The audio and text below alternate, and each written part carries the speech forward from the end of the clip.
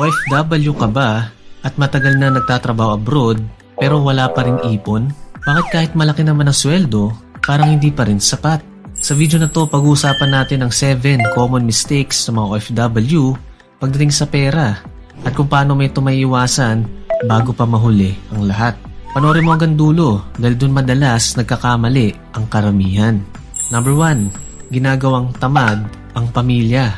Minsan, hindi mo namamalayan yung perang pinapadala mo buwan-buwan, yun na rin pala ang unti-unting nagiging dahilan kung bakit nasasanay sila na hindi magsumikap dito sa Pinas. Masakit man aminin, pero isa ito sa pinakamalaking money mistake ng maraming OFW. Yung nasanay ang kanilang mga mahal sa buhay na umaasa na lang sa padala. Kadalasan, ginagawa kang superhero. Ikaw ang nagbabayad sa lahat, ikaw ang laging tumutulong, ikaw ang puro sakripisyo. Pero ang problema, kapag palaging ganito ang setup, nasasanay sila na ikaw lang ang tanging solusyon.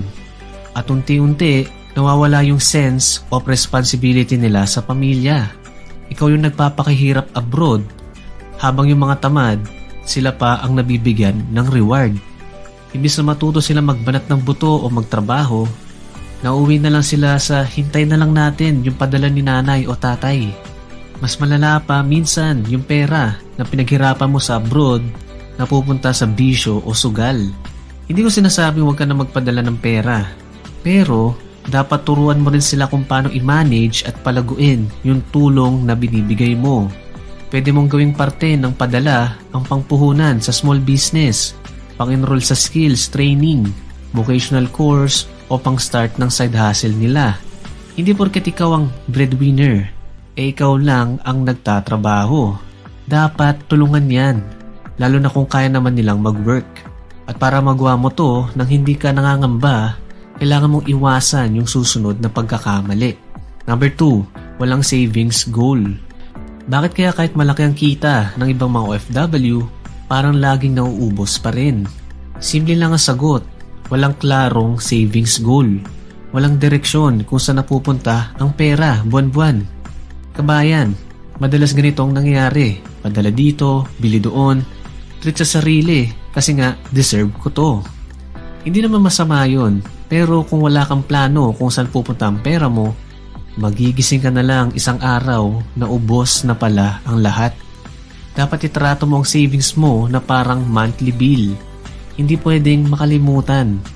Iset mo as obligation, hindi optional lang. Kaya dapat i-practice ang pay yourself first. Kahit 20% ng sahod mo o kahit maliit muna sa umpisa. Ang importante, consistent ka. Mas maganda kung automatic rin. Gumamit ka ng bank apps o auto-transfer para hindi ka natutukso na gastusin pa yun. Isulat mong savings goal mo. Magkano ang target mong maipon this year? 50k, 100k? At para saan yan? Para ba sa negosyo o pambayad sa bahay? At huwag mo rin kalimutan ang emergency fund na kaya dapat tustusan ang 3 to 6 months ng gastos mo kung sakaling may mangyaring hindi inaasahan. Ang tunay na nakaka-inspire dito, kapag klaro ang goal mo, hindi lang pera ang naiipon mo, kundi disiplina rin sa paghawak nito. Number 3, sobrang reward yourself. Walang masama sa pag-reward sa sarili, paminsan-minsan. Pero kapag kada sweldo, laging ganito, baka hindi na reward yan, kundi bad money habits. Yung tipong kakapadala mo pa lang ng pera sa Pinas, pero may checkout ka na agad ng bagong cellphone at mamahaling sapatos.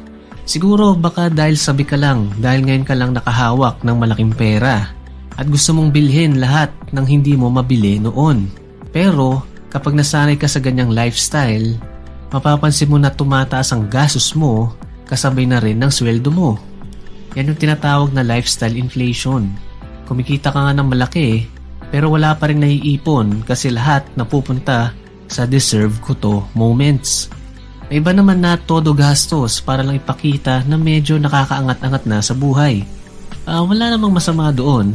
Pwede ka naman mag-reward sa sarili mo pero lagyan mo ng limit. Halimbawa, gamitin mo lang ang 5 to 10% ng sweldo mo para sa personal na reward. Tapos yung iba ay para na sa needs, obligations, savings at investments. Dahil ang tunay na deserve mo ay hindi yung bagong material, kundi yung peace of mind na may pera kang naiipon at lumalago para sa future mo at sa pamilya mo. Pero bago tayo magpatuloy, kung gusto mong lagi updated sa ganitong content, like and subscribe. At pakihit na rin, number 4, walang malinaw na financial plan. Maraming OFW ang nag-abroad ng walang malinaw na plano.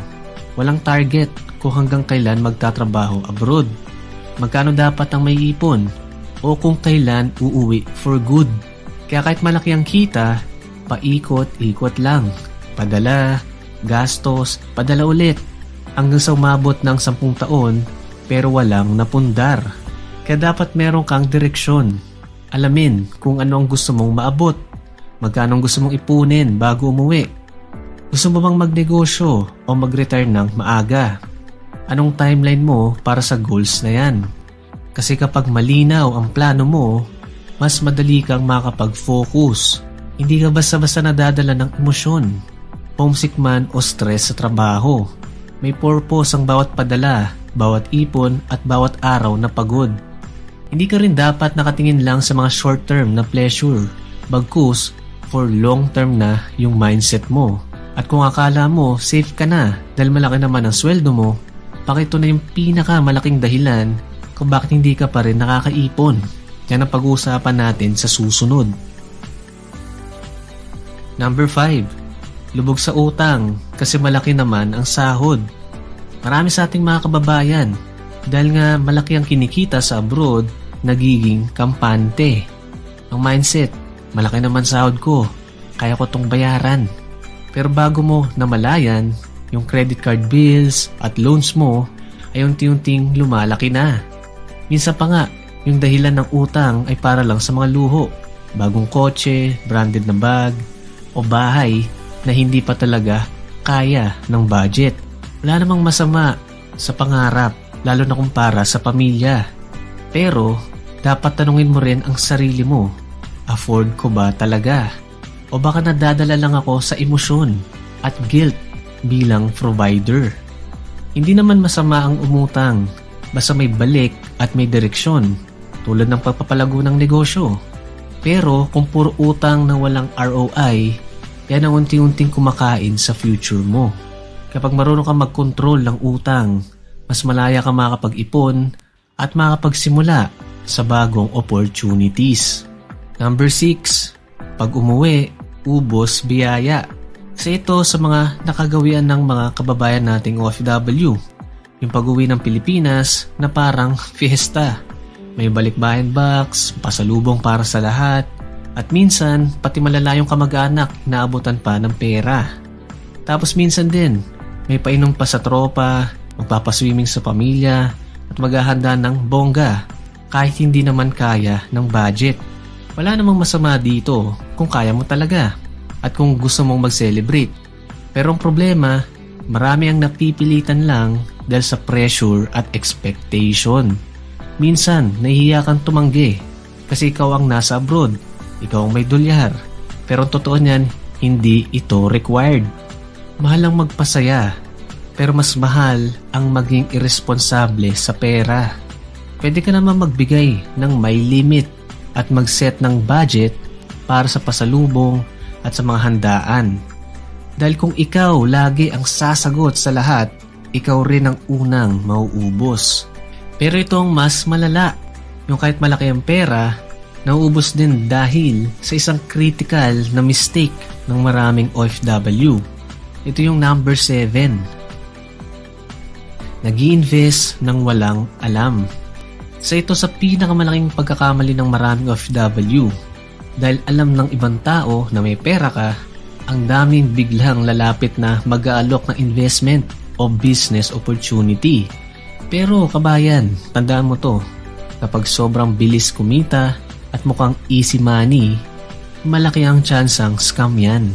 Hindi porket kaibigan o kamag-anak ang nag-alok, automatic na legit. Lahat ng investment at negosyo may risk. At kung hindi mo naiintindihan kung paano kumikita ang pera doon, malamang ikaw ang pinagkakakitaan. Walang madaling pera, walang instant yaman. Lahat ng tong kita ay pinag-aaralan, pinagpapaguran, at pinaghahandaan. Kaya bago ka mag-invest, mag-research ng maigi. Kung hindi pa, maglaan ng oras para mag-aral bago maglabas ng pera. Kung mag-uumpisa ka naman ng negosyo, pwede kang magsimula sa maliit. Let's say 5,000 o 10,000 pesos muna habang tinitesting mo dyan sa abroad, if possible sa bansa mo. Or aralin mo muna dyan bago ka maglabas ng malaking pera. Mas maganda kung alam mo yung negosyo or align sa skills at current na trabaho mo. Kaya ang lesson dito, huwag mong ilagay ang pinaghirapan mong pera sa isang bagay na hindi mo naiintindihan. Mas mabagal man ang growth sa totoong negosyo at investment, pero at least hindi ka babalik sa zero. Ang pera kayang kitain ulit, pero ang tiwala, oras at pinaghirapan mong pagod sa abroad, hindi mo na mababawi yan. Kaya siguraduhin mong mapupunta ito sa tamang lugar. At kung gusto mong matutunan kung ano ang mga steps para makaipon ng pera ngayong nasa mid-30s or 40s ka na, panoorin mo na itong susunod na video sa iyong screen. Click mo na. Watch now.